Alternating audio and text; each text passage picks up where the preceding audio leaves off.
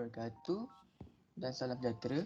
Kami daripada Grup 7 ingin membentangkan pembentangan MPU 21032 yang bertajuk Etika dan Peradaban yang ada dalam agama Islam dan kepercayaan. Seterusnya, saya Muhammad Ahmad Akmal bin Zulkifli selaku Ketua Grup 7 dan rakan-rakan grup saya iaitu Muhammad Amin bin Azizul Akmal, Muhammad Aris bin Hamzah, Muhammad Mustaqim bin Zulkifli dan Syafiq bin Syarin. Seterusnya, poin pertama ialah maksud etika. Pengenalan kepada maksud etika ialah etika secara antimolog berasal dari bahasa Yunani iaitu ethos yang berarti watak kesusilan atau adab. Sedang menurut bahasa, etika manusia adalah aturan atau pola tingkah laku yang dihasilkan oleh akal manusia dan merupakan ilmu pengetahuan yang berhubungan dengan upaya menentukan perbuatan yang dilakukan manusia untuk dikatakan baik atau buruk tersebut berdasarkan pendapat serta akal fikiran.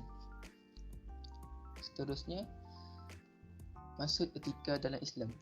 Dalam konteks ajaran Islam, perkataan yang paling hampir kepada etika ialah akhlak. Dalam ajaran Islam bersifat teosentrik, iaitu perbuatan yang selalu dihubungkan dengan sikap amal soleh dan dosa dengan pahala atau seksa syurga atau neraka. Dalam firman Allah SWT dalam surah Al-Alaq ayat 1-5. Bismillahirrahmanirrahim. Iqra' bismi rabbikal ladzi khalaq, khalaqal insana min 'alaq. Iqra' wa rabbukal akram, allazi 'allama bil qalam, 'allamal insana ma lam ya'lam. Sadaqallahu azim. Seterusnya, etika manusia kepada Allah. Etika manusia sebagai hamba Allah dapat diartikan sebagai sikap atau perbuatan yang seharusnya dilakukan oleh manusia sebagai makhluk kepada Tuhan sebagai Khalik. Etika dalam kehidupan seharian. Penerapan etika di dalam kehidupan seharian mencukupi etika dalam bergaul dengan orang lain, makan, minum, berbicara serta berpendapat. Bahagian tersebut dapat mencerminkan etika yang dimiliki oleh seseorang. Seterusnya, kesimpulannya, kita sebagai orang Islam perlulah mengambil berat tentang kewajipan yang perlu dilakukan sebagai seorang Islam agar hidup kita sentiasa diberkati dan diridai Allah SWT. Sekian, terima kasih.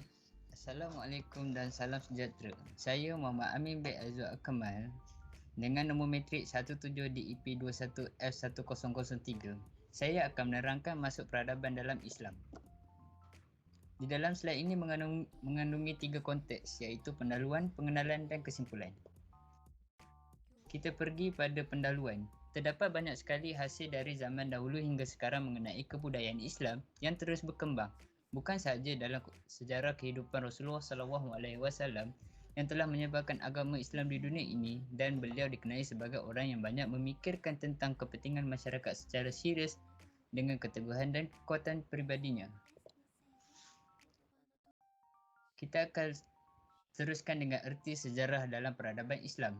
Wujud kebudayaan sebagai suatu kompleks nilai, norma, peraturan dan lain-lain.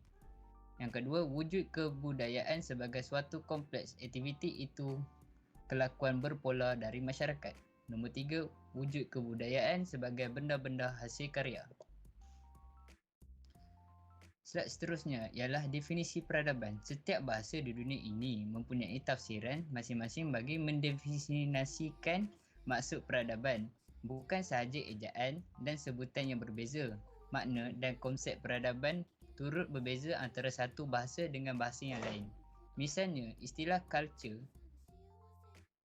dalam bahasa Jerman membawa makna peradaban, manakala istilah culture dalam bahasa Inggeris merujuk kepada kebudayaan.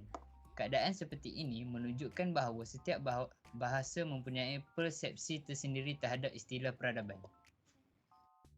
Untuk yang terakhir, kesimpulannya, sejarah menurut Islam menurut istilah ialah bermaksud yang telah terjadi di kalangannya pada masa yang lampau atau pada masa yang masih ada, sedangkan peradaban adalah kebudayaan yang mempunyai sistem teknologi seni bangunan, seni rupa, sistem kenegaraan dan ilmu pengetahuan yang maju dan kompleks. Jadi, saya menyimpulkan bahawa definisi mengenai sejarah peradaban Islam antara kejadian dan peristiwa yang terjadi di masa silam yang diabadikan di mana pada saat itu Islam merupakan pokok kekuatan dan sebab timbulnya perkara tersebut. Sekian, terima kasih. Assalamualaikum. Saya Syafiq bin Syahid. Nombor pendaftaran saya 17 di IP 21F1057. Saya akan membentangkan tentang sumber etika dalam Islam. Sumber etika dalam Islam berteraskan kepada prinsip tauhid. Allah Subhanahu Wa Taala merupakan pencipta alam semesta dan bahawa Allah Subhanahu Wa Taala sahaja yang wajib disembah oleh semua makhluk. Seterusnya, yang kedua adalah nilai etika dalam Islam. Antaranya adalah amanah. Sifat ini merupakan antara sifat yang terpuji yang perlu ada dalam setiap manusia. Amanah yang telah diberikan perlu ditunaikan dengan sebaik mungkin. Islam menyeru umatnya untuk bersifat amanah berdasarkan ayat Al-Quran Al-Baqarah ayat 283. Fa'in aminal ba'dukum ba'dil fal yu'addil lazi tuminal amanatah wal yattaqillah rabbah. Maksudnya, maka hendaklah yang dipercayai itu menunaikan hutangnya dan hendaklah bertakwa kepada Allah Subhanahu Wa Taala.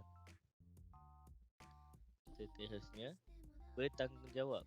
Bertanggungjawab adalah etika yang baik dan perlu ditekankan dalam diri setiap individu. Setiap orang perlu menerima tanggungjawab ke atas setiap tindakan yang dilaksanakan. Berdasarkan firman Allah Subhanahu Wa Taala, Surah Al-Muddathir ayat 38. Kullu nafsi bima kasabat rahinah. Maksudnya, setiap orang bertanggungjawab atas apa yang dilakukannya. Assalamualaikum warahmatullahi wabarakatuh. Nama saya Muhammad Haris bin Hamzah. Nombor matrik 17 di IP 21F1015. Sekarang saya akan meneruskan pembentangan tentang apakah itu peradaban. Terdapat 3 pandangan yang berbeza daripada 3 orang tokoh yang memberi pandangan tentang peradaban ini. Yang pertama, Al-Yahid Sheikh Qutb. Tamadun ialah segala bentuk kemajuan yang dihasilkan oleh masyarakat seperti sistem pemerintahan, ekonomi kebudayaan yang berteraskan syariat Allah serta bercirikan nilai-nilai moral Islam. Yang kedua, Malik bin Nabi.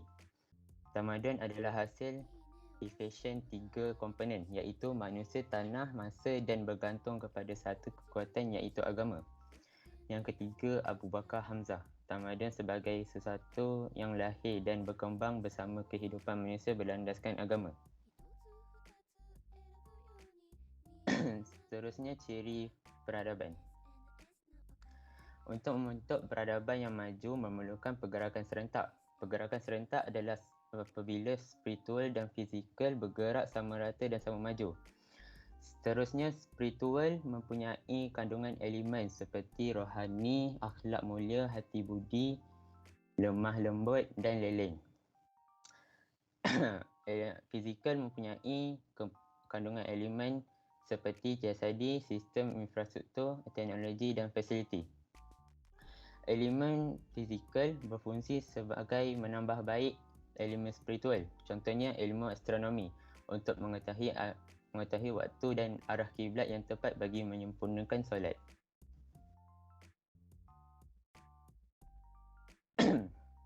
Seterusnya, sumber peradaban dalam Islam. Sumber peradaban dalam Islam terbahagi kepada 2, iaitu Al-Quran dan As-Sunnah. Al-Quran adalah sumber rujukan utama dalam kehidupan manusia. Contoh ayat-ayatnya menjadi pedoman pengajaran dan sepadan bagi manusia. Yang kedua, As-Sunnah. As-Sunnah berfungsi sebagai mentaksir dan menjelaskan apa yang terdapat dalam Al-Quran serta perkara berkaitan dengan perintah dan larangan Allah melalui utusan Nabi Muhammad. Sekian, terima kasih. Assalamualaikum warahmatullahi wabarakatuh. Saya Muhammad Mustaqim bin Zulkifli. Saya akan menerangkan asas peradaban dalam Islam.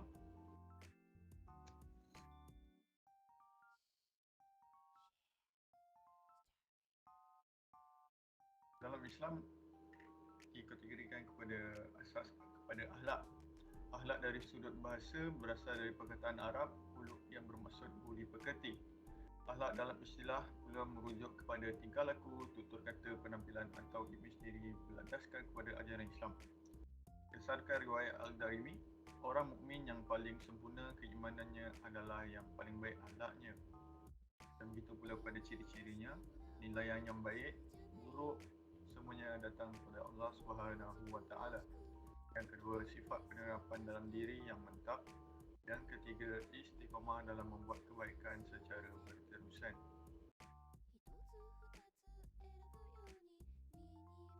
Menurut pada akidah pula, dari segi bahasa, ikatan atau simpulan daripada istilah pula kepercayaan dalam agama dan fahaman yang diperjuangkan oleh seseorang.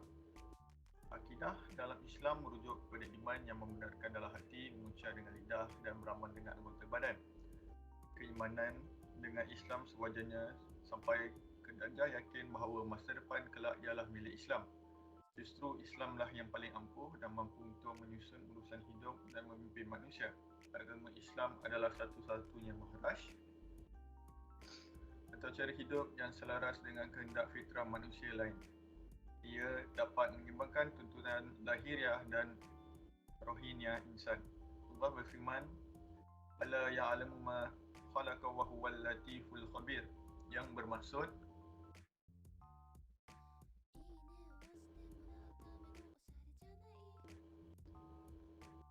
apakah Allah yang mencipta itu tidak mengetahui yang kamu lahirkan dan rahsiakan, dan Allah itu maha halus dan maha mengetahui. Surah Al-Mulk, surah ke-67 ayat ke-14. Mengikut pada mahraj pula, mahraj Islam bersifat Rabbani.